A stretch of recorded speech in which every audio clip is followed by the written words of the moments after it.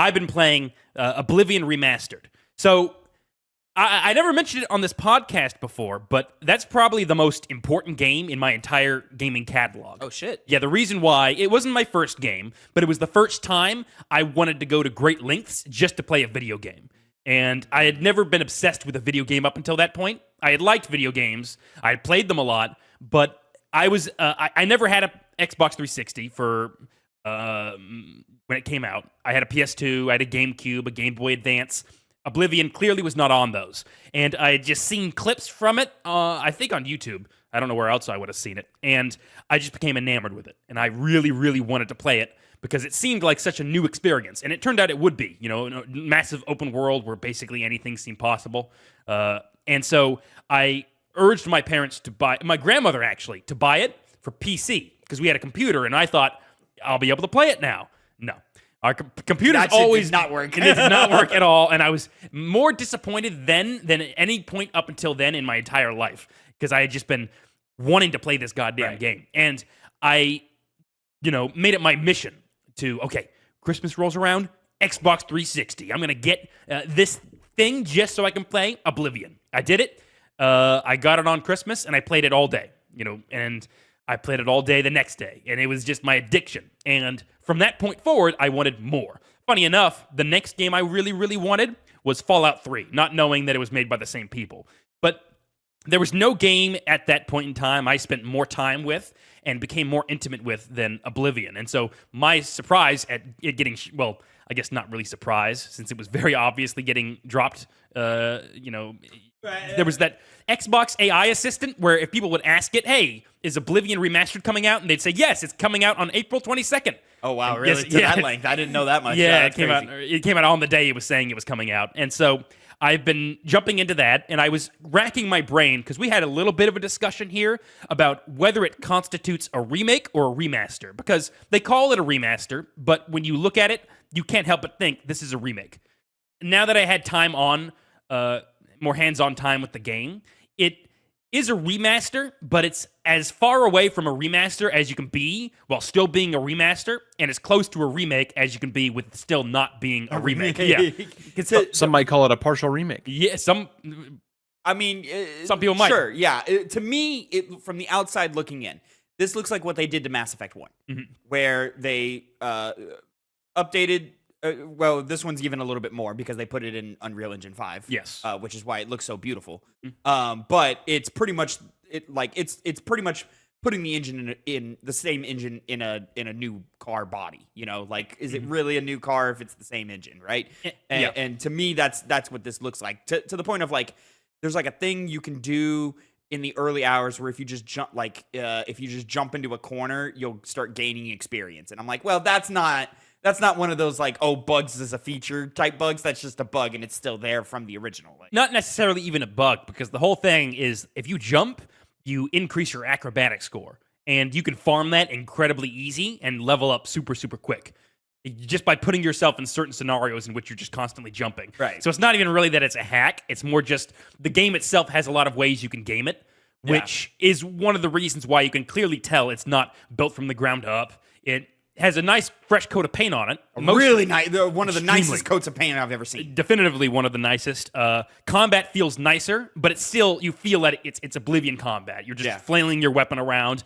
It might feel more weighty and have more impact to it, but at the end of the day, you're just flailing a sword around. I look at it and it looks like Oblivion gameplay to me. Exactly. Yeah, and it has the same voice acting. They've done some cool things with it because...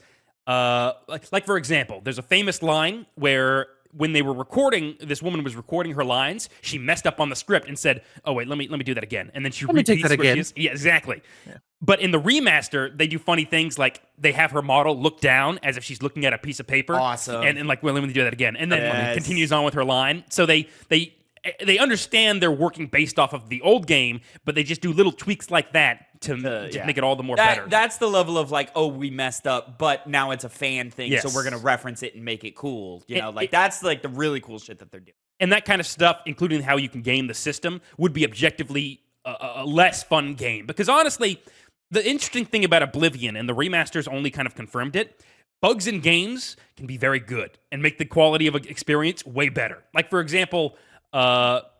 this isn't exactly an example because there's just so many like it's like a lot of people nowadays. I especially saw it with Assassin's Creed Shadows. Will have like you decapitate an enemy and they get up like they're still alive.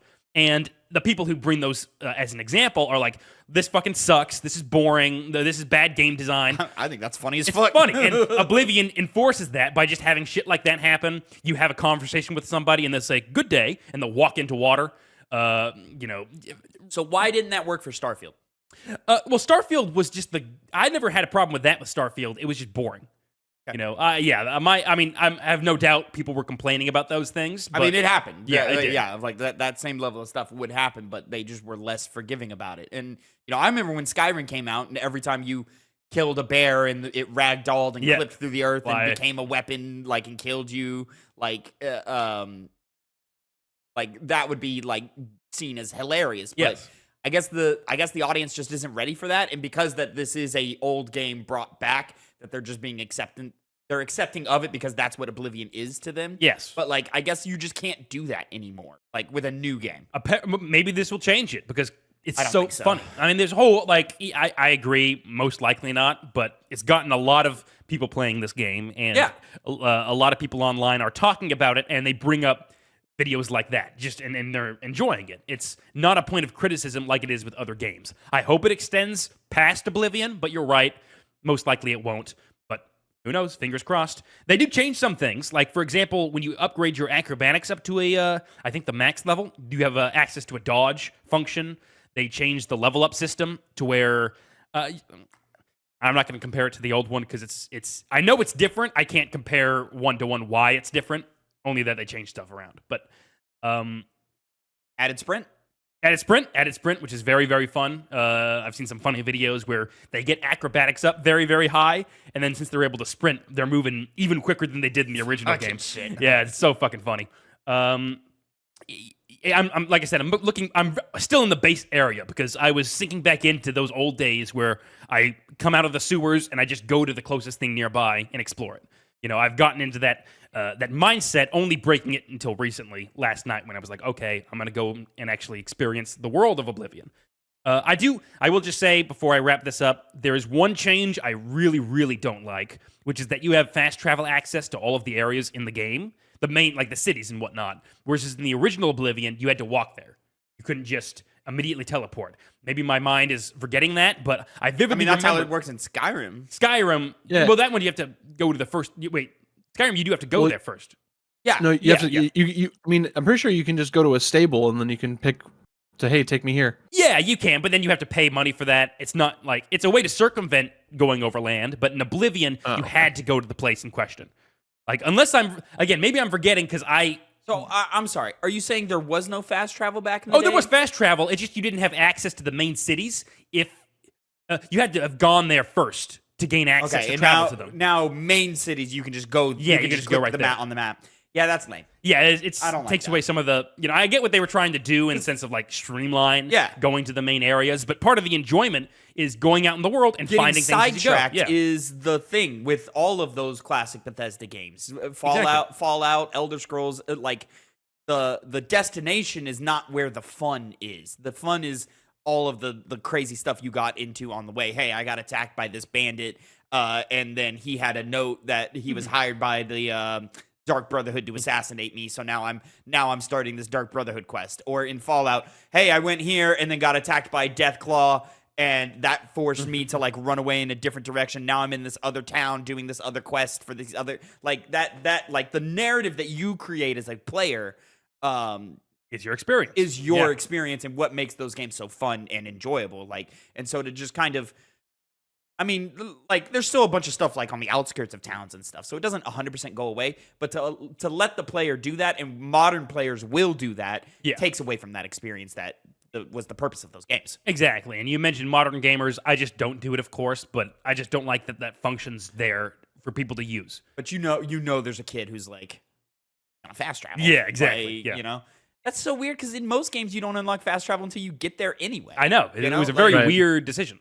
But, I mean, like you said, it's the best coat of paint that any game has gotten as far as a remaster goes, bar none. Because it feels like a different. It feels like they took what I knew from my old days playing Oblivion, but gave it a fresh spin. If I was playing the original Oblivion, which I did go back to, I didn't have as much fun then as I'm having with this one now. And it really goes to show you what you can do with a remaster, without needing to necessarily remake a game from the ground up. Right. And make tons of money off of it. This is Bethesda's, it's probably going to be one of Bethesda's best-selling games, in recent years. Oh yeah, I think And this this- I think this outsells Starfield. Yeah. It's nostalgia plus new players that hadn't played it before. Yeah. Also only $50. Only $50. That too. Yeah. Free on Game Pass, Play it. There's a lot. Yeah, there's a lot. Speaking of which, I saw. Sorry, before we get into what you've been playing, Tavin.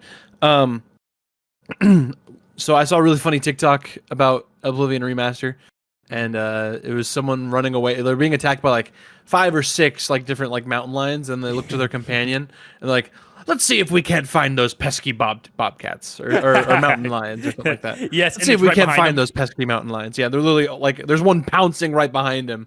He's like, let's see if we can't find those. There's another really funny one where, going back to the sprinting mechanic, and you can level up your acrobatics, take drugs, skooma, I think, to run super fast, and he interacts with a guard, and they're like, then pay with your before he finishes that sentence, he's darting off, running out of the city, across the water, just at Mach speed. running across water. You can do your water walking potions. Yeah. So he just okay, sprinting. yeah. And this is the funniest fucking video I've seen in a long while. They've just created new ways to break the game in the ways that it's fun Even to more- break those games. And you could already do that in the old game. Yeah, The yeah. sprint makes it even funnier. Oh Yeah. man, that's awesome. great. Cyrodiil Jesus.